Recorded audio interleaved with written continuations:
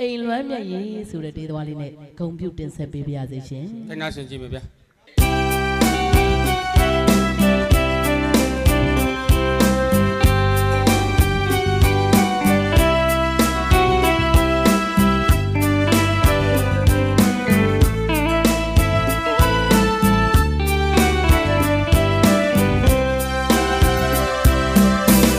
ကိုရင်ချိန်ခါပျော်ရွှင်စရာမိသားစုကပါအခုတော့အနေဝေးတဲ့နေပြီပြန်ရင်မေပြန်ခွင့်မသာတဲ့ဘဝမျိုးချင်နေရင်မြည်ရချဝေးမှာဘာသာမတူလူမျိုးကြမှာမပြောပါတော့လေ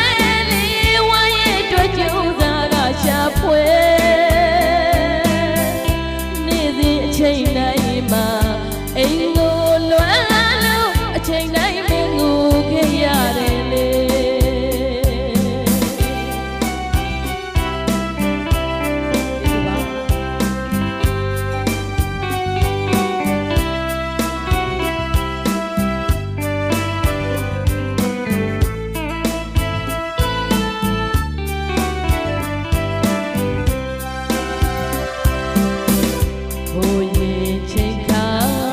ချွေ